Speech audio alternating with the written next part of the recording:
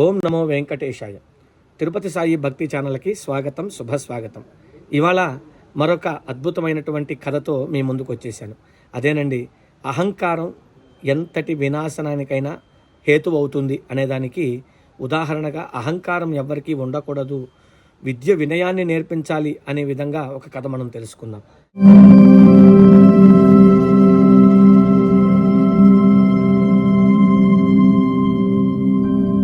అది ఒకానొక పెద్ద రాజ్యం. ఆ రాజ్యంలో మహాకవి కాళిదాసు గారు ఉండేవారు.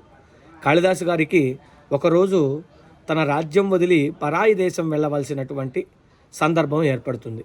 ఆ సందర్భంలో ఆయన పయనమయ్యి అలా కాలి మార్గంలో నడుస్తూ వెళుతూ ఉంటారు.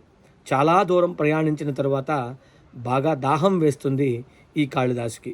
అలా చూస్తే కొంత దూరంలో ఒక పూరె గుడిసి, ఆ గుడిసె ముందు ఒక పాప బిందెతో నీళ్లు తీసుకోబోతున్నట్టుగా కనపడుతుంది. వెంటనే అక్కడికి వెళ్ళి ఆ పాపని అడుగుతాడు, దాహంతో ఉన్నానమ్మా, గుక్కెడు నీళ్ళు ఇవ్వు అంటే, ఇంతకీ నీవెవరో మాకు చెప్పు, నీవెవరో చెప్తే నేను నీళ్ళు ఇస్తాను అని ఆ పాప అంటుంది. వెంటనే ఈయన కొంచెం అహంకారంతో, నేనెవరో నీకు తెలీదా, నేను మహాపండితుణ్ణి, ఈ రాజ్యంలోనే గొప్ప పండితుణ్ణి, నేను ఎవరిని అడిగినా కూడా నా గురించి చెప్తారు అంటే, నీవు అసత్యం ఆడుతున్నావు, నీవెవరో నాకు తెలియదు, కానీ పండితుడు అంటున్నావు కదా, నీకో ప్రశ్న వేస్తాను, దానికి సమాధానం చెప్తే నీళ్ళు ఇస్తాను అంటుంది ఆ పిల్ల.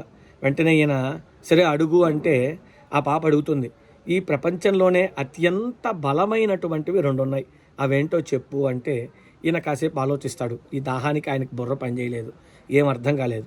సరే నాకు తెలీదు అని చెప్తాడు. వెంటనే ఆ పాప ఆకలి దప్పులు, ఆకలి వేసినా దాహం వేసినా మన బుర్ర పనిచేయదు అని చెప్పి, ఇలా చెప్పలేని వాడివి నీవేం పండితుడు అయ్యా, ఎంత అసత్యం మాట్లాడుతున్నావు, సరే ఇప్పటికైనా నీవెవరో చెప్పు అంటాడు. నేను బాటసారిని అని చెప్తాడు ఈసారి ఈయన.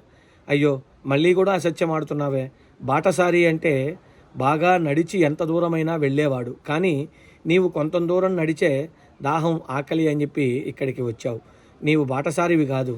సరే అలసిపోకుండా బాటసారిగా ఉన్నటువంటి ప్రపంచంలో ఉన్నటువంటి ఇద్దరి గురించి చెప్పు అంటే మరలా చెప్పడు. అప్పుడు ఆ పాప చెబుతుంది, అలసిపోకుండా సంచరిస్తున్న బాటసారులు ఇద్దరు, వాళ్లే సూర్యచంద్రులు, ఇంకా నీవేం పండితుడు అయ్యా అని చెప్పి ఎగతాళి చేస్తూ లోపలికి వెళ్ళిపోతుంది. ఇంతలో ఆయన దాహం తీర్చుకోవడానికి మరింత దాహం పెరిగిపోయి ఇంటి బయటే ఉండి అరుస్తూ ఉంటాడు, దాహంతో చనిపోయేలా ఉన్నాను, ఒక్క గుక్కెడు నీళ్ళు ఇవ్వండి అని. ఆ తరువాత ఆ ఇంట్లోంచి ఒక పండు ముసలావిడ వస్తుంది. ఆమె వచ్చి, అయ్యా నువ్వెవరో చెప్తే నీళ్ళు ఇస్తాను అంటుంది. ఆయన ఇంకేమీ చేయలేక, నేను అతిథిని అని చెప్తాడు. ఎంత అసత్యమాడుతున్నావు, అతిథంటే నువ్వు కాదు, ప్రపంచంలో అతిథులు ఇద్దరే ఉన్నారు, అది ధనము యవ్వనము, ఈ రెండే మనకు తెలిసినటువంటి అతిథి, ఎందుకంటే ఎప్పుడు ఉంటుందో తెలియదు, ఎప్పుడు వెళుతుందో తెలియదు అని చెప్పి ఆమె సమాధానపరుస్తుంది. వెంటనే ఇప్పుడైనా నీకు అర్థమైందా, ఇంతకీ నీవెవరో చెప్పు అని మళ్ళీ అడుగుతుంది. ఈయన సహనం తగ్గిపోతూ ఉంది, అయినా కూడా నేను మంచి సహనం కలిగిన వాడిని అని చెప్తాడు. వెంటనే ఇప్పుడు కూడా నీవు అసత్యం ఆడుతున్నావు, ప్రపంచంలో సహనం కలిగింది ఇద్దరే, ఒకటి భూదేవి, రెండు వృక్షము అని చెప్పి, కనీసం ఇప్పటికైనా నీవెవరో చెప్పు అని ఆ పెద్ద ఆవిడ అడుగుతుంది. ఈయన ఇంకా కూడా చెప్పకుండా చాలా కోపం వచ్చి, ఇంత దాహంలో ఉంటే ఇన్ని ప్రశ్నలు వేస్తావా, నేను మూర్ఖుడిని, నాకు మంచినీళ్ళు ఇప్పుడైనా ఇస్తావా అని అడుగుతాడు. వెంటనే ఆ పెద్ద ఆవిడ అంటుంది, ఇప్పుడు కూడా నీవు అసత్యం ఆడుతున్నావు, ఈ ప్రపంచంలో ఇద్దరే మూర్ఖులు ఉన్నారు, ఒకటి ఈ రాజ్యానికి రాజైనటువంటి రాజు, అర్హత లేకపోయినా ప్రజలని అల్లల్లాడిస్తూ ప్రజల మీద పెత్తనం చేస్తున్నాడు, ఈయన ఒకడైతే, రెండో వాడు ఆ రాజ్యాల్లో మహాపండితులని చెప్పుకుంటూ ఆయన మెప్పు కోసం, ఆయన పొగడ్తల కోసం ఆయన్ని గొప్పవాడు అని కీర్తిస్తున్నటువంటి ఒక పండితుడు ఉన్నాడు, ఆయన రెండోవాడు అని చెప్పిన వెంటనే ఈ కాళిదాసుకి అజ్ఞానం అంతా కూడా తొలగిపోయి అప్పుడు జ్ఞానోదయం కలుగుతుంది.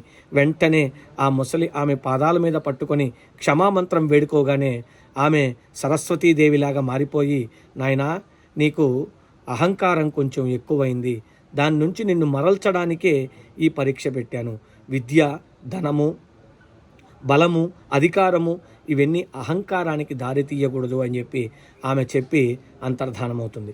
ఈ కథలో మనం తెలుసుకోవాల్సింది ఏంటయ్యా అంటే, ఎంత వచ్చినా, ఎంత చదువుకున్నా, ఎంత ధనం సంపాదించినా, ఎంత గొప్ప పదవిలోకి వెళ్ళినా అహంకారం అనేది పనికిరాదు. అహంకారం వినాశనానికి హేతు అవుతుంది అని మనం తెలుసుకొని ఆ ఉన్నటువంటి పదవిలో ఎలా చేస్తే మంచి జరుగుతుందో అని అలా చేస్తూ చక్కగా ప్రజలని చక్కగా పాలిస్తూ ధర్మంగా జీవిస్తూ ఆ స్వామి అనుగ్రహాన్ని పొందుదాం. ఓం నమో వెంకటేశాయ.